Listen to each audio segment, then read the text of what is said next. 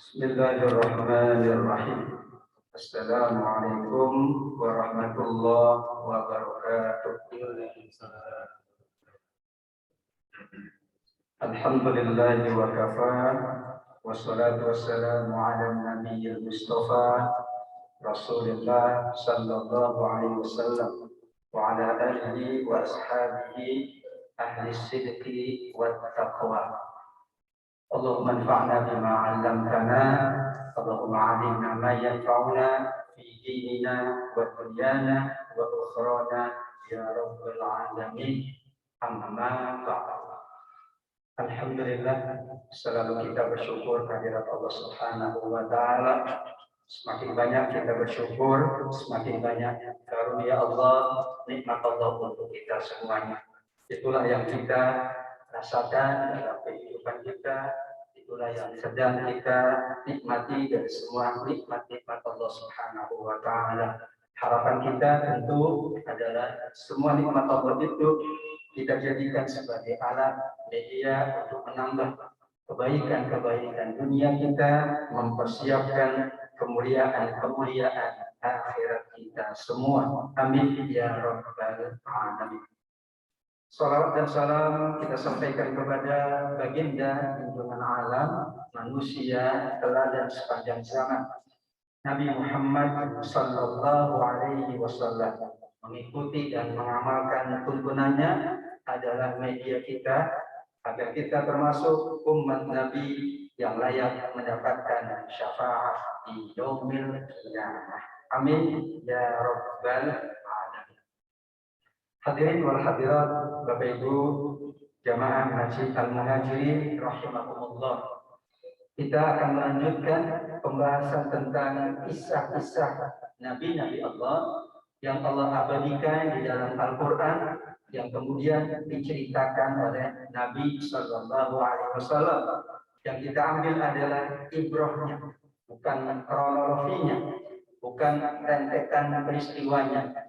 Karena yang Allah minta dari kisah yang Allah abadikan di dalam Al-Quran adalah kita banyak mengambil ibrah. Laqad kana fi qasasihim ibratun li ulil albab. Surat Yusuf ayat 111. Bahwa pada kisah-kisah mereka terdapat ibrah, terdapat pelajaran, terdapat nasihat, terdapat pengajaran, terdapat hikmah untuk kehidupan kita. Ibrah yang kita bahas adalah dari kisah Nabi Syuaib alaihi salam. Kita awali siapa Nabi Syuaib alaihi salam. Tentu nama Nabi identik dengan di mana Nabi tinggal. Tidak selalu nama Nabi itu berbahasa Arab. Bahkan Nabi dari awal bukan bahasa Arab. Nabi Adam bukan bahasa Arab. Idris juga bukan. Termasuk Nabi Syuaib dikatakan inilah salah seorang dari 4 nabi yang berbangsa Arab. Yaitu nabi pertama yang berbangsa Arab adalah Nabi Hud. Nabi Adam ada yang memasukkan, ada yang tidak. Namun insya Allah bahasa apapun adalah bahasa dari Allah Subhanahu wa taala. Kenapa? Karena kita jadikan bahasa adalah untuk menyampaikan kebaikan.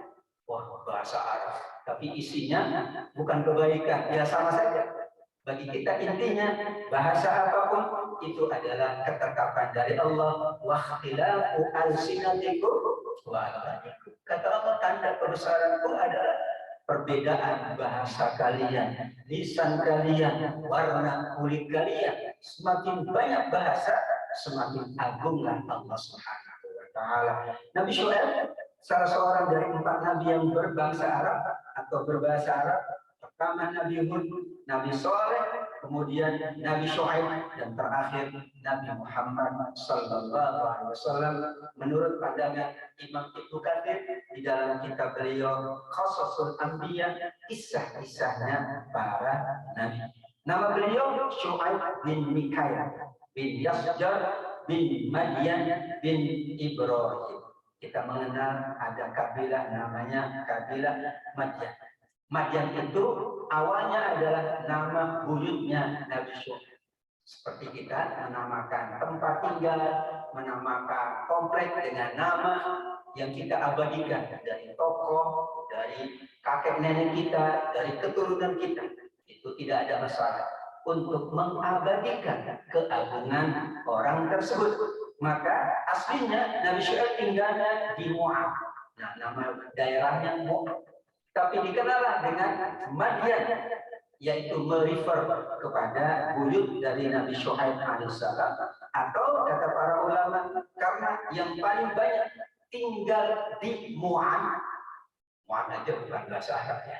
Tinggal di Moab itu adalah kebanyakan dari kabilah Madian. Berarti keturunan dari buyut yang bernama Madian. Itulah disebut dengan Madian. Wa ila Madiana akhahum Syu'aiba, dan kepada negeri yang disebut dengan Madian Allah utus nabinya yang bernama Syuaib alaihissalam. Itulah pengantar dari kisah Nabi Syuaib alaihissalam.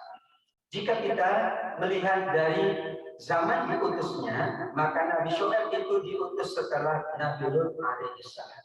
Dari mana para ulama menyimpulkan? Tentu dari ayat Al-Quran. Surat Hud ayat 89 mengisyaratkan bahwa Nabi Syuaib diutus setelah Nabi Lut. Atau dikatakan bahwa masa diutusnya Nabi Syuaib tidak terlalu jauh dengan masa diutusnya Nabi Lut alaihissalam. Wa ya qaumi la yajrimannakum shiqaqi ayyusikum mithla ma asaba qaumi Nuh Hud Saleh wa ma qaumi Lutin minkum biba'id. Di akhir ayat surat Hud ayat 89, sedangkan kaum Nabi Lut itu tidak jauh dengan kalian, kata Nabi Syuaib kepada kaum. Berarti ada 3 kemungkinan pandangan para ulama. Yang dimaksud dengan tidak jauh itu, pertama, tidak jauh waktunya atau zamannya. Zaman Nabi Lut tidak jauh dengan zamannya Nabi Syuaib. Berarti 2 kaum ini berdekatan secara zaman kehidupan.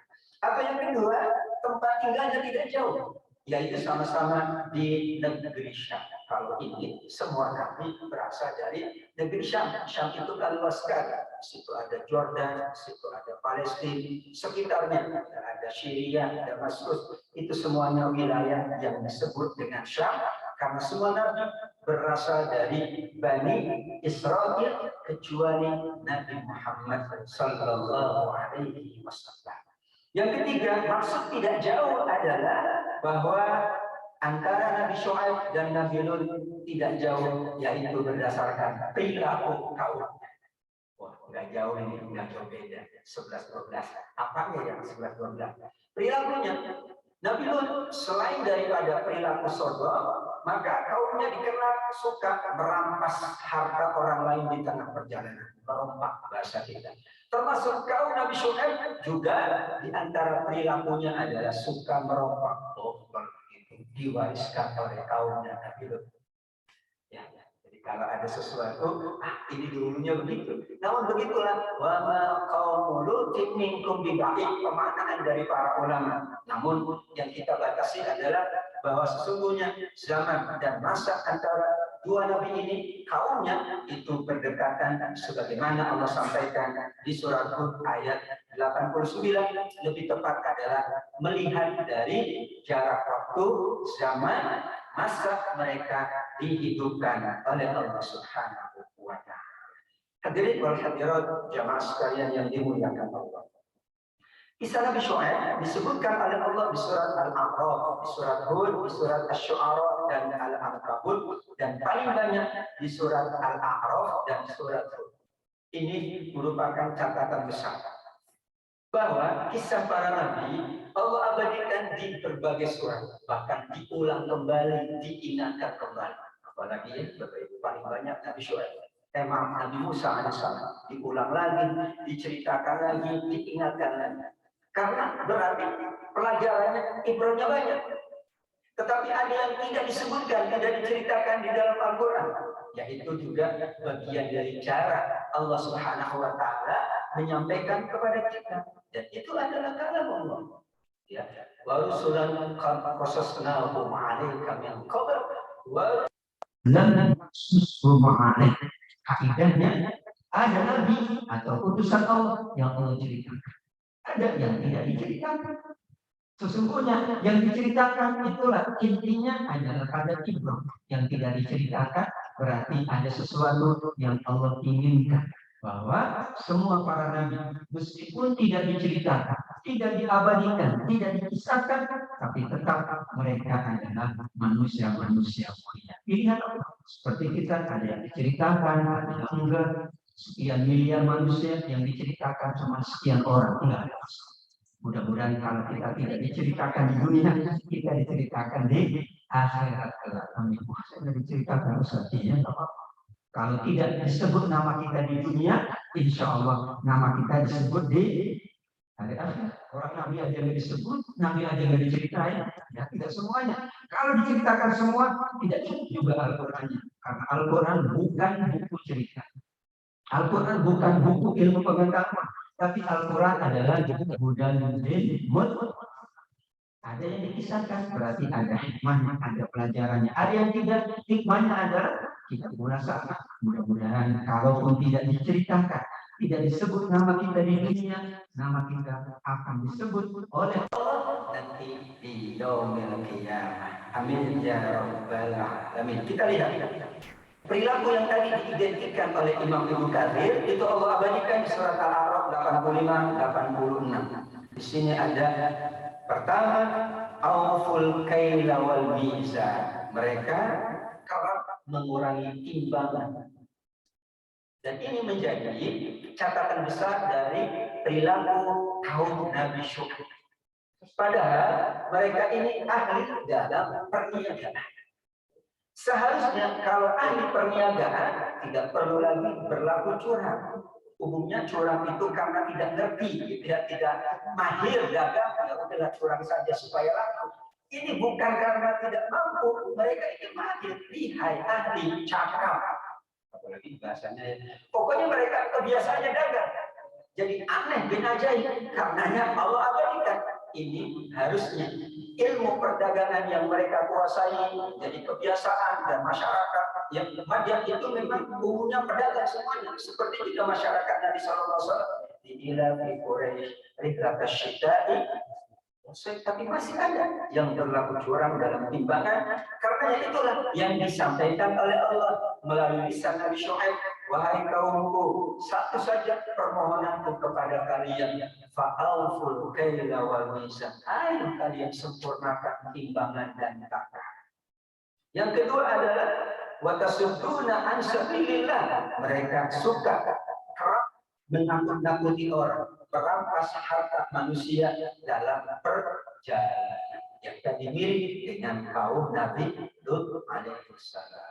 Ya, padahal ahli perniagaan dalam tanda kutip, insya Allah untungnya gede, ya kan? Memang cakap karena memang ahli. Tapi karena mereka ingin mendapatkan keuntungan yang berlebih tanpa menghiraukan itu, akhirnya perilaku yang dilakukan curang, culas.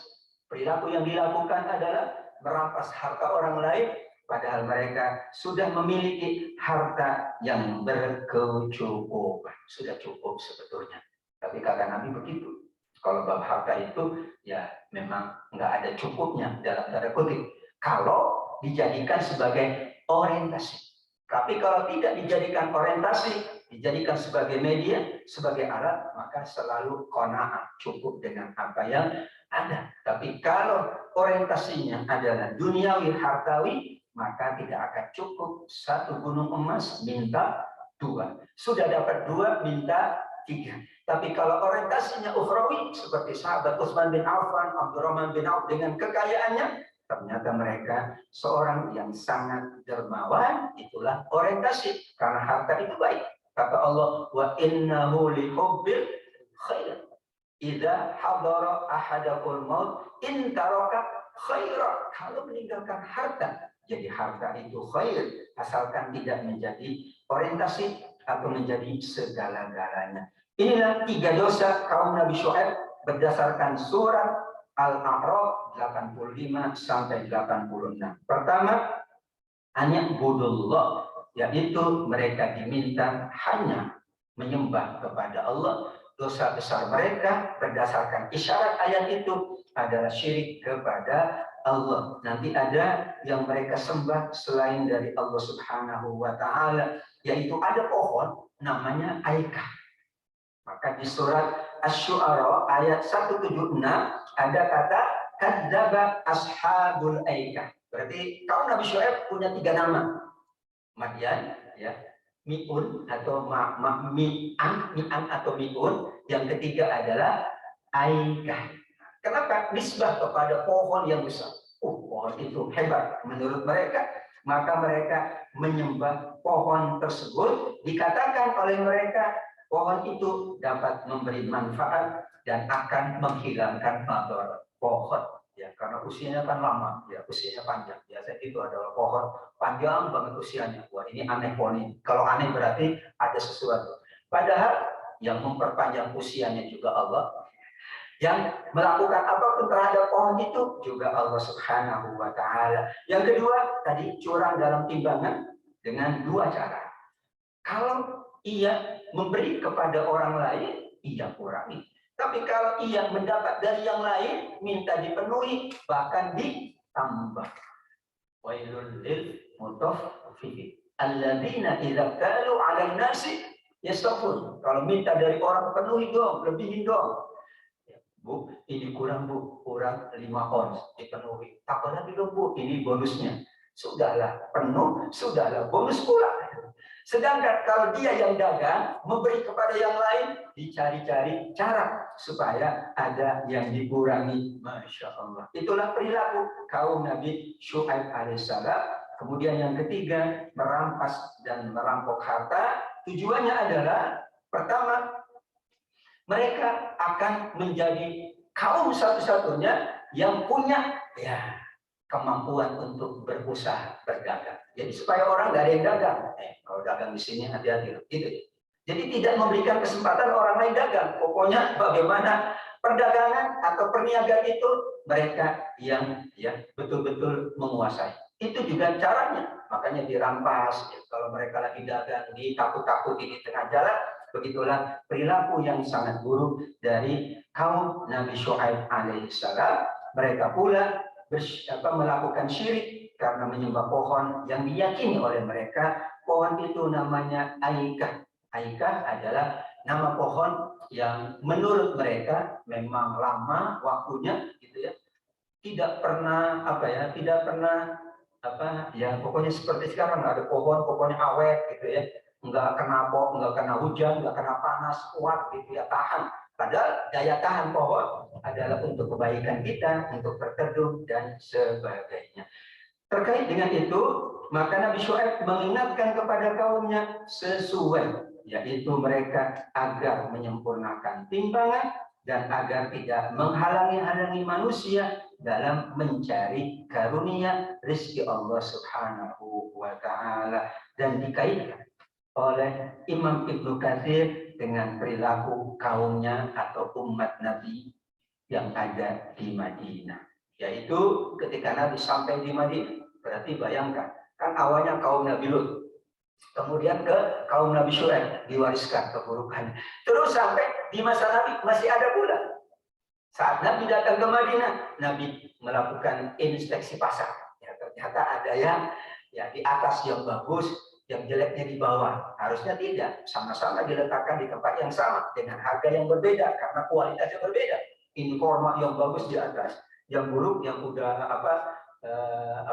udah benyek, gitu ya, itu taruh di bawah, sehingga kalau ditimbangkan sama-sama nanti diambil kedua-duanya, padahal harusnya dibedakan. Maka Nabi ketika tangannya baginda, ya, masuk ke tempat korma itu, maka dirasakan oleh Nabi korma yang berbeda antara yang taruh di atas. Jadi pada sekarang taruh di atas etalase yang bagus-bagus, sedangkan yang nanti diberi kepada orang yang sudah tidak layak. Itulah kriteria yang dilakukan. Maka Allah menurunkan surat Al-Mutaffifin untuk mengingatkan bagaimana dahulu kaum Nabi Syuaib yang melakukan itu juga mendapatkan hukuman dari Allah Subhanahu wa Ta'ala. Bapak Ibu yang dimuliakan Allah, Nabi Syuaib dikategorikan afsahu al-anbiya. Kita mengenal ada Nabi Harun. Nabi Harun afsahu dari Nabi Musa. Makanya Nabi Musa minta kepada Allah untuk didampingkan dengan Nabi Harun karena beliau fasih dalam berkomunikasi, mahir dalam menyampaikan argumentasi. Namun dulu sebelum Nabi Harun sudah ada Nabi yang paling fasih, namanya Nabi Syuaib alaihi salam, sehingga digelar oleh para ulama dengan gelar yaitu Khatibul Anbiya, tukang khutbahnya para nabi. Kalau Nabi Harun afsahu lisanan. Kalau beliau khatib al-anbiya, para nabi aja handal dalam khutbah. Bagaimana yang paling khatibnya, paling handalnya, paling fasihnya. Karena kefasihan itulah Al-Quran mengabadikan dialog Nabi Syuaib kepada kaumnya melakukan apapun, menyampaikan terus, dibimbing dengan nasihat-nasihat yang bijaksana, dengan bahasa-bahasa yang indah, bahasa-bahasa yang agung, sehingga itulah yang membedakan antara Nabi Syuaib dengan nabi-nabi yang lain, plus antara bagaimana nabi-nabi yang lain berinteraksi dengan kaumnya. Tentu perbedaan itu tidak menunjukkan dalam tanda kutip bahwa Nabi Syuaib lebih utama dari nabi yang lain, tapi keadaan masyarakat.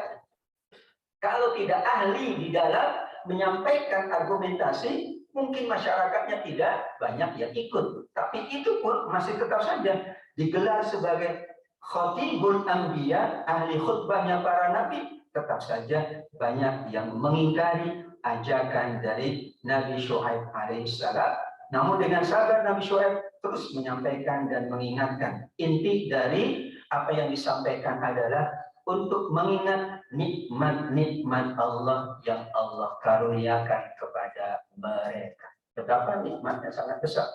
Bahkan mereka diberikan oleh Allah kelebihan, yaitu kepakaran dalam berniaga berdagang. Kan berarti hasilnya sudah bagus, mereka pula mencukupi kebutuhannya. Namun mereka kemudian bukannya mengikuti Nabi Syuaib alaihissalam, dan malah mereka mengingkari dan berbuat sesuatu yang pada akhirnya nanti mereka mendapatkan hukuman dari Allah Subhanahu wa taala. Akhir dari ucapan Nabi Syuaib Allah abadikan di surat Hud ayat 89 sampai 90. Ya, kata Nabi Syuaib, wahai kaumku, janganlah kalian mempertentangkan aku. Janganlah kalian berbuat jahat, sehingga kalian akan ditimpa azab sebagaimana yang pernah menimpa sebelum kita kaum Nabi Nuh, kaum Nabi Hud, kaum Nabi Saleh, dan kaum Nabi Lut. Nabi Syuaib memperbandingkan dengan 4 kaum sebelumnya. Kaum Nabi Nuh lebih awal, Nabi Hud, Nabi Saleh, kemudian Nabi Lut, dan kemudian Nabi Syuaib. Ini 4 kaum sudah kalian baca ceritanya. Harusnya kalian mengambil ibrah dan pelajaran. Itulah bahasa dari Nabi Syuaib yang sangat indah. Kemudian beliau juga mengatakan, apakah keluargaku lebih terhormat menurut pandanganmu daripada Allah? Karena memang di antara keluarga Nabi Syuaib juga banyak yang menjadi tokoh atau menjadi kepala suku dan kepala kabilah. Namun mereka malah menantang Nabi Syuaib, jika engkau betul-betul utusan Allah, maka turunkan azab sekarang juga. Masya Allah. Bukannya mereka sudahlah Nabi Syuaib, kami semuanya mendesak, insya Allah tidak akan mengurangi harta kalian, tidak akan mengurangi kekayaan kalian. Semakin kalian menyembah Allah, beribadah, semakin kalian mendapatkan banyak keutamaan, keberkahan dari Allah Subhanahu wa taala. Akhirnya Allah Subhanahu wa taala mengirimkan cuaca yang begitu panas. Tanaman kering semuanya, sehingga perdagangannya, modalnya, sumber dari perdagangannya hilang semuanya. Lalu mereka menemukan ada awan hitam. Mereka anggap awan hitam itu akan menurunkan hujan, sehingga kembali subur gitu tanamannya, bahan-bahan untuk perdagangannya. Namun ternyata awan hitam itu identik dengan turunnya hujan, malah tidak demikian. Mereka kemudian berkumpul di bawah awan itu. Ternyata awan itu mengeluarkan bunga api, dan api itu bergejolak, membakar semua, bahkan bumi digoncangkan oleh Allah. Allah tambahkan suara yang mengguntur, yang semuanya akhirnya sebagaimana yang Allah sebutkan, mereka sebagai jasad-jasad yang mati bergelimpangan. Inilah akhirnya. Sesungguhnya para nabi itu tugasnya mengingatkan, menyampaikan. namun hasil akhir kembali kepada manusia. Tugas orang tua mengingatkan, menyampaikan, menasihati. Hasil akhir ada pada anak-anak. Tugas semuanya menyampaikan, mengingatkan. Hasil akhirnya tetap dikembalikan. Karena rapor kita, Bapak Ibu, rapornya masing-masing. Enggak ada rapor kolektif. Kerja aja kan, rapornya masing-masing. Penilaiannya satu. Semuanya rapornya. Anak sendiri-sendiri. Ayah dan ibu sendiri-sendiri. Suami istri juga rapornya enggak gabung. Kalau rapornya gabung enak itu ya. Yang kasihan Nabi Nuh, rapornya gabung sama istrinya.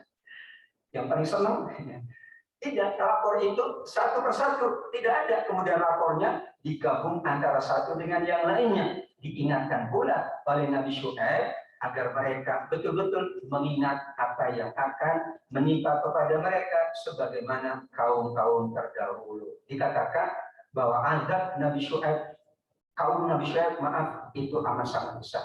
Ada gempa bumi. Ini surat Al-A'raf 91. Jadi tidak hanya tadi awan yang gelap, ada halilintar, ada petir, tapi pertama mereka ditimpa terlebih dahulu gempa bumi. Jadi buminya bergoncang dan terjadilah gempa yang sangat dahsyat. Setelah itu Allah timpakan suara yang mengguntur. Sebagaimana di surat Hud ayat 87. Kemudian yang terakhir, awan yang sangat gelap tadi akan mengeluarkan bunga api dan akhirnya mereka semuanya terbakar oleh api yang itu dikirimkan dari langit Allah Subhanahu wa taala. Dan tetap saja kata Allah Subhanahu wa taala, kami selamatkan Syuaib dan orang-orang yang bersamanya dengan rahmat Allah, sedangkan mereka mati bergelimpangan di rumah mereka masing-masing, seolah-olah belum pernah ada yang tinggal di Madian. Seolah-olah nggak ada yang pernah ada di situ. Bagaimana keadaannya? Masya Allah. Seolah-olah tidak pernah ada orang yang tinggal di situ. Kan sisa-sisanya ada harus. Minimal tentu bekas-bekas dari rumah, semuanya ada. Tapi betul-betul inilah yang dikatakan oleh Allah. Mereka mendapatkan kesulitan, dan kesulitan itu karena mereka memang tidak mengingat apa yang pernah Allah timpakan kepada kaum-kaum sebelum Nabi Syuaib alaihissalam. Dan terakhir, hadirin wal hadirat yang dimuliakan Allah Subhanahu wa taala, inilah 3 azab yang sangat berat. Kenapa? Kata Imam Ibnu Katsir, karena 3 dosa besar. Jadi Allah menyesuaikan. Tidak, maksudnya adalah kita selalu mengingat antara dosa itu dengan hukum. 3 dosa, maka hukumannya 3. Pertama, azab gempa. Yang kedua tadi suara yang keras, dan yang ketiga adalah awan gelap yang diiringi dengan petir, bahkan mengeluarkan api. Karena dosa besar mereka syirik kepada Allah. Yang kedua adalah mengurangi atau curang dalam timbangan dan takaran. Yang ketiga, mereka kerap merampas harta dari manusia, merompak mereka di tengah jalan, karenanya disesuaikan. Kalau Imam Ibnu Katsir mengatakan itu, artinya amat keburukannya ini, ya itulah hukumannya. Karena tidak mungkin Allah Subhanahu wa taala menghukum manusia lebih dari yang diperbuat. Tapi kalau kebaikan, Allah jamin bahwa kebaikan Allah lipat gandakan minimal 10. Man jaa'a bil hasanati falahu asyru amsal. Minimal 10. Maksimalnya yudha'afu liman yasha. Allah melipat gandakan tanpa ada yang mengetahui kelipatannya kecuali Allah. Dan kita yakin karena Allah Maha Kaya, maka penglipatannya sesuai dengan Maha Kaya Allah. Seperti kita membalas seseorang, memberi seseorang sesuai dengan kemampuan kita. Allah Maha Kaya, maka penglipatan atas kebaikan itu tidak dapat dihitung oleh manusia, tidak mungkin dikira oleh manusia, karena Allah Maha Kaya, sehingga tidak mungkin habis untuk membalas kebaikan semua hamba-hambanya yang berbuat baik, yang beribadah, yang beramal soleh di sisi Allah Subhanahu wa taala. Itulah akhir dari kisah Nabi Syuaib, yaitu bersama kaumnya, Ashabul Aikah, Ashabul Madyan atau Al-Bi'un. Ya, itu adalah gelar yang diabadikan oleh Allah di dalam Al-Quran, sesungguhnya dalam rangka mengingat, karena sebelum mereka juga ada perilaku yang pernah dilakukan, dan ini merupakan ibrah. Ibrah itu dari bahasa Arab artinya jembatan. Kalau ada sungai, ada jembatan, kita melintasi. Kenapa perlu jembatan? Supaya tidak masuk ke sungai. Kata Nabi, jangan sampai seseorang masuk ke dalam lubang yang sama 2 kali. Udah tahu sungai, ada jembatan, malah tidak memakai jembatan itu. Kita gunakan jembatan untuk melintasi sungai, melintasi misalnya jurang, agar kemudian kita selamat sampai tujuan dalam keadaan husnul khatimah. Amin ya rabbal alamin. Demikian jamaah sekalian yang Allah muliakan, alokasi waktu kita untuk Bapak Ibu semuanya menunaikan kembali tugas dan kewajiban kita, amanah kita. Namun alhamdulillah kita diberikan kesempatan untuk bermajlis, menambah koreksi pahala akhirat kita, menambah pundi-pundi kebaikan kita di yaumil qiyamah kelak. Mudah-mudahan Allah terima amal ibadah kita, Allah lipat gandakan semua kebaikan-kebaikan kita, baik hablum minallah maupun hablum minan nas. Amin ya rabbal alamin. Demikian, terima kasih kepada semuanya, DKM Masjid Al-Muhajirin, para pengurusnya, seluruh jamaahnya. Mohon maaf apabila ada khilaf. Kita akhiri dengan doa kafaratul majlis. Subhanakallahumma wa bihamdika asyhadu an la ilaha illa anta astaghfiruka wa atubu ilaik. Wa na'udzu minkum wa billahi taufiq wal hidayah. Wassalamualaikum warahmatullahi wabarakatuh.